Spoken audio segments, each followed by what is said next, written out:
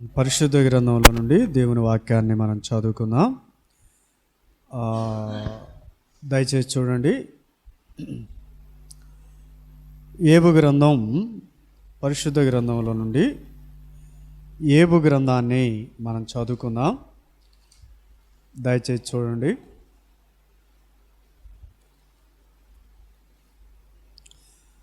42వ అధ్యాయము 2వ వచనం. నీవు సమస్త క్రియలను చేయగలవనియు నీవు ఉద్దేశించినది ఏదియు నిష్ఫలము కానేరదనియు నేనిప్పుడు తెలుసుకొని ఉన్నాను. ప్రభునందు ప్రియులారా, దైవ గ్రంథంలో మనం చదువుకున్న భాగంలో ధ్యానం కొరకు ప్రార్థన చేసుకుందాం. పరిశుద్ధుడైన తండ్రి, ప్రేమగల దేవా, మీ కొందనాలు. మాతో మాట్లాడండి, మమ్మలను సరిచేయండి, చక్కచేయండి, మీరు ఆకుట కొరకు సిద్ధం చేయండి. నాయనా, నీ లేఖనంలో మరుగైన మన్న మా చేత భుజింప చేయండి. ఆత్మీయంగా బలపడటానికి, ప్రభు రాకట కొరకు సిద్ధపడటానికి మీ సహాయం అనుగ్రహించమని కార్యాలు జరిగించే యేసు ప్రభు నామములో ప్రార్థన చేయుచున్నాము తండ్రి, ఆమేన్. మనం చదువుకున్న భాగంలో నీవు సమస్త క్రియలు చేయగలవనియు నీవు ఉద్దేశించినది ఏది నిష్ఫలము కానేరదనియు నేనిప్పుడు తెలుసుకొని ఉన్నాను అని దైవ గ్రంథంలో మనం చదువుకుంటా ఉన్నాం. అయితే ఏబు ఈ మాటలు మాట్లాడుతూ ఉన్నాడు. ఎవరితోటి? దేవునితోటి. నీవు సమస్త క్రియలు చేయగలవనియు నీవు ఉద్దేశించినది ఏది నిష్ఫలము కానేరదని నేను ఇప్పుడు తెలుసుకున్నాను. ఎన్నో శ్రమలు, ఎన్నో ఇబ్బందులు, ఎన్నో కష్టాలు, శరీర బలహీనత, బిడ్డలు కోల్పోయి అన్నిటినీ సహించి ఓర్చుకొని ఒక నిర్ణయానికి వచ్చి ఆయన మాట్లాడుతున్నాడు. నీవు సమస్త క్రియలు చేయగలవు, నీ ఉద్దేశించినది ఏది నిష్ఫలమో కానేరదని నేను ఇప్పుడు తెలుసు. దేవుని యొక్క ఉద్దేశం, దేవుని యొక్క ఏర్పాటు, దేవుని యొక్క ప్రణాళిక మన పట్ల ఉంది కాబట్టి నేటికి మనం ఎలాగున్నాం? సజీవులంగా ఉన్నాం. ఏబు మనకి గొప్ప మాదిరిగా ఉన్నాడు. వీటన్నిటిని బట్టి ఆయన దేవుని సన్నిధిలో నీకు అసాధ్యమైనది ఏది లేదు అని దేవుని సన్నిధిలో మాట్లాడుతున్నాడు. నీవు సమస్త క్రియలు చేయగలవని. ఏం చేయగలనంట? సమస్తం చేయగలడు. అవును, ఆయన భూమి, ఆకాశం, సముద్రం, వాటిలో ఉన్న సమస్తాన్ని కలుగు చేసినవాడు. యోహాను సువార్త 1వ అధ్యాయం 3వ వచనంలో కలిగి ఉన్నది ఏది ఆయన లేకుండా కలగలేదని రాయబడింది. కాబట్టి ఈ దైవ గ్రంథంలో ఈ రీతిగా మనం చూస్తూ ఉంటే ఆయన యొక్క ఉద్దేశం, ఏబు పట్ల దేవునికి ఉన్న ఉద్దేశం, నీ పట్ల, నా పట్ల దేవునికి ఉన్న ఉద్దేశం ఏంటో ఈ రాత్రి మనం తెలుసుకోవాలి. ఏబు యొక్క జీవితంలో దేవుని యొక్క ఉద్దేశం ఏంటంటే, ఏబుని ఆయన అపవాదికి అప్పగించి, అపవాది తన ఇష్టం వచ్చినట్లు చేసినప్పటికి కూడా ప్రాణహాని చేయకుండా దేవుడు అనుమతించి వాటన్నిటిలో కూడా ఏబు సహించినవాడుగా, ఓర్చుకున్నవాడుగా మనం చూస్తున్నాం. అలాగనే మనం ఇప్పుడు ఏదొచ్చినా సహించుకోలేం, ఏదొచ్చినా ఓర్చుకోలేం, ఏదొచ్చినా తట్టుకోలేకపోతున్నాం. భక్తుల్ని మనము, దేవునిని, భక్తుల్ని మాదిరిగా తీసుకోలేకపోతా ఉన్నాం. కాబట్టి మాదిరత్వం అనేది చాలా అవసరం. ఏబు ఎంత మాదిరి? యాకోబు అదే చెప్పాడు, సహించిన వారిని ధన్యులు అనుకుంటున్నాం కదా. ఏబు ఎంత సహించాడో చెప్పాడు, ఎంత ఓర్చాడో చెప్పాడు. కాబట్టి ఆ సహనముల గురించి మీరు తలంచుకోమని చెప్పాడు. ఆయన బూడిదలో కూర్చున్నాడు. చర్మము చీరిపోతూ ఉంది, సీమిగారుతూ ఉంది, గోక్కుంటూ ఉన్నాడు. చర్మం మానతా ఉంది, మానిన దాంట్లో నుంచి పగులుతా ఉంది. అంత శ్రమను అనుభవించాడు. అయితే ఓర్చాడు, సహించాడు. అప్పుడు అంటున్నాడు, అయ్యా, నువ్వు సమస్త క్రియలు చేయగలవు, నువ్వు ఉద్దేశించినది ఏది నిష్ఫలమో కాదు. దేవుడు ఉద్దేశించింది ఏది నిష్ఫలమో కాదు అని చెప్తున్నాడు. నిజమే. మనము రోమిలికి రాసిన పత్రిక చూడండి, 8వ అధ్యాయం 28వ వచనం. దేవుని ప్రేమించు వారికి అనగా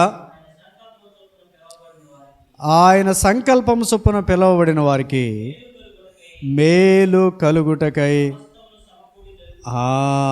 ఏంటి అంట, సమస్తము సమకూడి జరుగుతాయి. అంటే సమస్తం సమకూడి జరుగుతాయి అంటే మనం ఇక్కడ జాగ్రత్తగా మనం ఆలోచించాలి.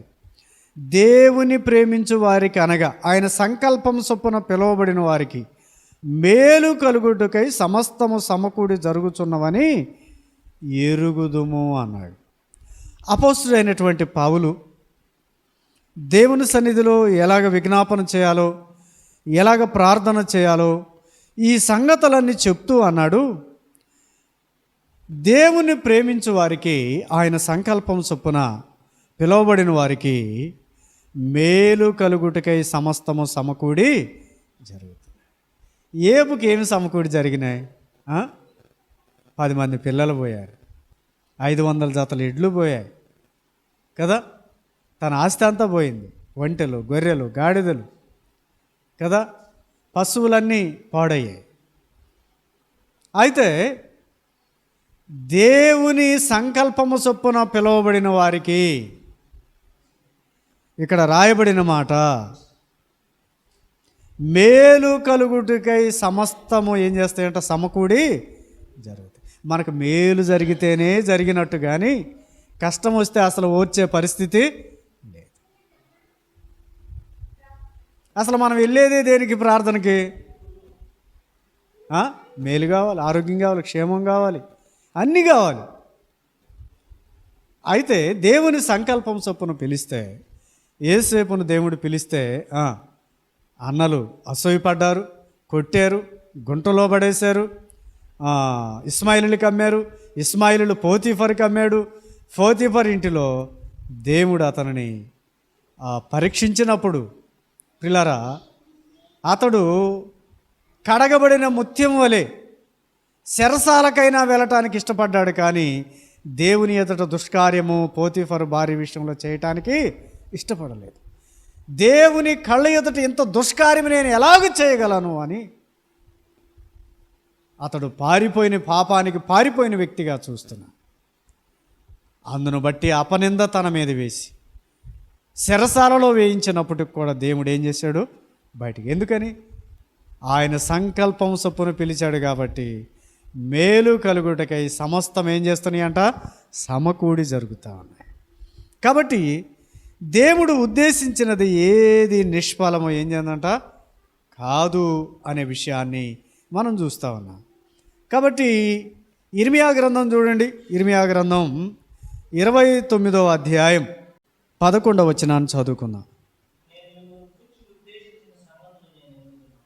నేను మిమ్మల్ని గూర్చి ఉద్దేశించిన సంగతులను నేను ఎరుగుదును, రాబోవు కాలమందు మీకు నిరీక్షణ కలుగునట్లుగా అవి సమాధానకరమైన ఉద్దేశములే కానీ హానికరమైనవి. ఇక్కడ దేవుడు సెలవిస్తూ ఉన్నాడు,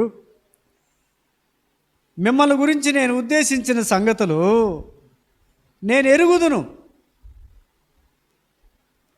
మీ గురించి నేను ఎరుగుదు, నాకు తెలుసు. కాబట్టి మీకు నిరీక్షణ కలుగునట్లుగా అవి సమాధానకరమైన ఉద్దేశములే కానీ హానికరమైనవి కాదు. మీకు ఇబ్బంది వచ్చినా, కష్టం వచ్చినా, కరువు వచ్చినా, వ్యాధి వచ్చినా, వేద్యం వచ్చినా దేవుని మహిమ కొరకే కానీ హానికరమైనది కాదు. ఎందుకు అంటే మీకు నిరీక్షణ కలుగునట్లు. దేవుని మీద ఏం కలగాలి? నిరీక్షణ కలగటానికి నడిపిస్తాడు, విశ్వాసం కలగటానికి నడిపిస్తాడు. అవి మేలుకరమైనవే కానీ హానికరమైనవి కాదు. మీకు ఒక చిన్న ఇబ్బంది వస్తే అదే పేతురు తన పత్రికలో రాశాడు, అవసరాన్ని బట్టి నానా విధమైన శోధనలు వస్తాయి. దేన్ని బట్టి అంట చెప్పండి?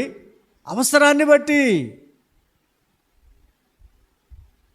కాబట్టి ఎందుకు వస్తాయి అంటే, స్వర్ణము అగ్ని పరీక్షకు శుద్ధి చేయబడినట్లుగా అమూల్యమైన మన విశ్వాసాన్ని దేవుడు ఏం చేస్తాడంట? శుద్ధి చేస్తాడు. అమూల్యమైన మీ విశ్వాసం. విశ్వాసం ఏంటిదంట? అమూల్యమైనది. కాబట్టి మనకి ఇక్కడ ఆనాడు ఇశ్రాయేలుతో చెప్పాడు, అవి మీకు క్షేమకరమైనవే కానీ అవి హానికరమైనవి కాదు, సమాధానకరమైనవి మీకు. ఏంటి అంట? యేసుక్రీస్తు ప్రభువారు పరలోకము నుండి భూలోకానికి వచ్చి మనకు ఆయన రక్తం వలన మన పాపములకు విమోచన కలిగించి పాపక్షమాపణ కలిగించి మనకి సమాధాన స్థితిని ఇచ్చాడు. క్రీస్తు రక్తములో మనకి సమాధానం దొరుకుతుంది, క్షేమం దొరుకుతుంది. కాబట్టి ప్రభువునందు కడగబడాలి, శుద్ధి చేయబడాలి. మనకి నిరీక్షణ ద్వారం ఎవరంటే మన ప్రభు అయిన యేసుక్రీస్తే. ఆయనను పోలి మనం నడుచుకోవాలి. కాబట్టి దేవుడు ఆయన ఉద్దేశించినవి అవి ఎన్నడూ నిష్ఫలము కావని యోబు చెప్పాడు. అలాగనే ఇక్కడ ఇర్మీయా గ్రంథం 29వ అధ్యాయం 11వ వచనంలో కూడా, నేను మిమ్మల్ని గురించి ఉద్దేశించిన సంగతులు నేను ఎరుగుదును, నాకు తెలుసు, రాబో కాలమందు మీకు నిరీక్షణ కలుగునట్లుగా అవి సమాధానకరమైన ఉద్దేశములే కానీ అవి హానికరమైనవి కానే కాదు అని. కనుక రక్షించబడి ప్రభు సన్నిధిలో కొనసాగుతున్న మనకేమన్నా పరిస్థితులు అనుకూలంగా లేనప్పుడు మనం బెంగ పెట్టుకోవాల్సిన పని లేదు. ప్రభువు మీద ఆధారపడాలి. ఆయనకి తెలుసు. ఆయన అదే అన్నాడు, మిమ్మల్ని గురించి నేను ఉద్దేశించిన సంగతులు నాకు తెలుసు, మిమ్మల్ని ఎలాగ నడిపించాలో, ఎక్కడికి తీసుకెళ్లాలో, ఏం చేయాలో అది మీకు నిరీక్షణ కలుగునట్లుగా సమాధానకరమైన ఉద్దేశములే కానీ హానికరమైనవి కానే కాదు అని చెప్పాడు. కాబట్టి ఈ విషయాన్ని మనం జాగ్రత్తగా అర్థం చేసుకోవాలి. ఆదికాండ గ్రంథం 50వ అధ్యాయం 20వ వచనం.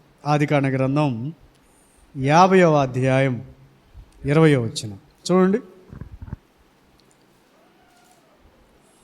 50వ అధ్యాయం 20వ.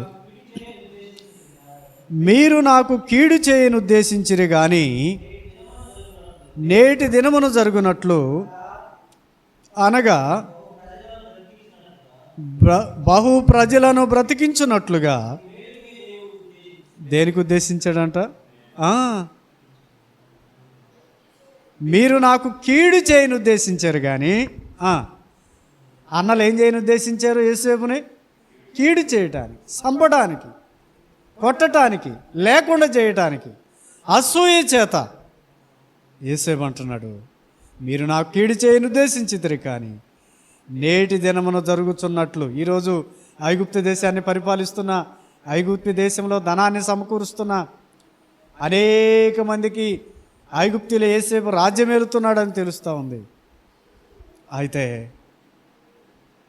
మీరు నాకు కీడు చేయను ఉద్దేశించారు కానీ నేటి దినమున జరుగునట్లుగా, అనగా బహు ప్రజలను బ్రతికించున్నట్లుగా. అమ్మ బాబు, యేసేపును దేవుడు ఐగుప్తు దేశంలో బహు ప్రజలను బ్రతికించున్నట్లుగా, అనేక మందిని ఆదరించేటట్లుగా యేసేపును దేవుడు హెచ్చించాడు, పరోస్థానమందుంచాడు,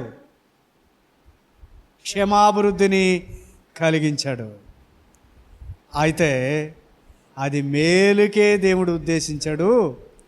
కాబట్టి మీరు భయపడుకుడి, నేను మిమ్మను మీ పిల్లలను పోషించదను అని చెప్పి వారిని ఆదరించి వారితో ప్రీతిగా మాట్లాడాడు. ఎట్లా మాట్లాడాడంట? ప్రీతిగా. వాస్తవంగా అయితే కీడు చేసిన వాళ్ళకి ఏం చేయాలి? కీడు చేయాలి. మీరు కీడు చేశారు కానీ దేవుడు నాకేం చేశాడు? మేలు చేశాడు. అందుకని మీరు కీడు చేయని ఉద్దేశించుతారు కానీ నేటి దినమున జరుగుతున్నట్లు, అనగా బహు ప్రజలను బ్రతికించటానికి. ఎంత ఆనందం అండి, ఎంత తృప్తి అండి ప్రజలకి సహాయపడతా ఉంటే. బహు ప్రజలను నేను బ్రతికించటానికి దేవుడు, అది మేలుకే దేవుడు ఉద్దేశించాడు. అయితే యేసేపే కాదు, నువ్వే కాదు, నేనే కాదు, ప్రపంచంలో ప్రతి వ్యక్తి ఎవరి ఉద్దేశం కింద నడవాలి? దేవుని ఉద్దేశం కింద నడవాలి. మన ఉద్దేశాలు కాదు, మన తలంపులు కాదు. దావీదును దేవుడు పిలుచుకున్నప్పుడు దావీదుని అన్నాడు, దావీదు నా ఉద్దేశాలన్నీ నెరవేర్చేవాడు. దేవుడు మన ఉద్దేశాలు నెరవేరిస్తే, మన కార్యాలు నెరవేరిస్తే దేవుని ఉద్దేశం దావీదు నెరవేర్చాలని దేవుడు ఉద్దేశించాడు. అమ్మా బాబు, ఈ రాత్రి దేవుని ఉద్దేశం నెరవేరుస్తావా? దేవుని చిత్త ప్రకారం జీవిస్తావా? మన జీవితంలో సమస్తము ఆయనకు తెలియకుండా ఏమి జరగవనే సంగతిని మనం గమనించాలి. కాబట్టి అనేక మంది కీడు చేయటానికి ఉద్దేశిస్తే ఒక్కోసారి అది ఏం జరుగుతుంది? మేలు జరుగుతుంది. కాబట్టి ఆ మేలు ఎవరు చేస్తారు? మనకి దేవుడే. ఎవరు చేస్తారు? దేవుడు చేస్తారు. కాబట్టి ఆ ప్రభు మీద మనం విశ్వాసపడదాం. దేవుని యందు భయభక్తులు కలిగి ఉందాం. అలాగ ఉండటానికి ప్రభు ఇక్కడ యేసేపును మనం చూస్తే అనేక మందిని బ్రతికించటానికి అది దేవుడు మేలుకు ఉద్దేశించాడు ఆ కీడుని. కాబట్టి మీరు భయపడద్దు, నేను మిమ్మల్ని మీ పిల్లలను పోషిస్తానని చెప్పి వారిని ఆదరించి వారితో ఎట్లా మాట్లాడాడంట? ప్రేమగా. కొలస్సీలు ఏముంది? మీ సంభాషణ ఉప్పు వేసినట్లు రుచికరంగాను కృపాసహితంగా ఉండాలి. ఎట్లా ఉండాలంటే మన సంభాషణ ఎత్తి పొడుపులతో కాదు. ఎలాగుండాలి? దయ, ప్రేమ, కరుణ, జాలి, క్రీస్తు కలిగిన మనసు మీరును కలిగి అలాగే ప్రభు సన్నిధిలో కొనసాగు. అలాగే జీవిద్దాం. కాబట్టి దేవుడు ఉద్దేశించినది ఏది నిష్ఫలమో కాదు. ఏది నిష్ఫలం అది మేలుకే జరుగుతుంది. కాబట్టి అది కరువైన, ఖడ్గమైన, వస్త్రైన, దారిద్రత అయిన, శ్రమ అయినా, ఇరుకైన, ఇబ్బంది అయినా, ఏదైనా సరే విశ్వాసమును కర్తయు దాన్ని కొనసాగించువాడైనా యేసు వైపు మనము చూడాలి. ఇది పందెపు రంగం. ఈ లోకంలో ఏముంది? నేత్రాశ, జీవపటం, పాపం, దుష్టుని కింద ఉంది ఈ లోకం. వాడు ఏలుతున్నాడు. అందుకని ప్రభువైన యేసు కల్వరి శిలువలో ప్రాణం పెట్టి నిన్ను నన్ను ఆయన క్రీస్తు రక్తములో కడిగి ఆయనతో కూడా మనల్ని బ్రతికించి నిత్యత్వంలో ఆయనతో కూడా ఉండే భాగ్యాన్ని ప్రభు అనుగ్రహించాడు. ఇట్టి భాగ్యం ఎవరైనా లేకపోతే ఇదే మిక్కిలి అనుకూలమైన సమయం, ఇదే రక్షణ, రేపు మనది. కాబట్టి ప్రభువునందు విశ్వాసం ఉంచండి, రక్షించబడండి. ఆయన ఉద్దేశం మనం గుర్తించాలి. ఆయన చిత్తం, ఆయన మేలే చేస్తాడు కానీ కీడు, ఆయన ఉద్దేశించింది మేలుకే కానీ కీడుకి నిరీక్షణతో ఎదురు చూడాలని, విశ్వాసంతో ఉండాలని, దేవుని యందు భయభక్తులు కలిగి ఉండాలని, దేవునికి దగ్గరగా ఉండాలని, దేవుణ్ణి మహిమపరచాలని దేవుడు మనల్ని ఏర్పాటు చేసుకున్నాడు. ఆయన మహిమ కొరకే సృజించాడు. కాబట్టి నీ దేహము దేవుని వలన కలిగింది. కాబట్టి నీ దేహముతో దేవుణ్ణి ఏం చేయాలంట? మహిమపరుద్దాం. అట్టి కృపా పరిశుద్ధాత్మ దేవుడు సహాయం చేయనుగాక. ఆమె.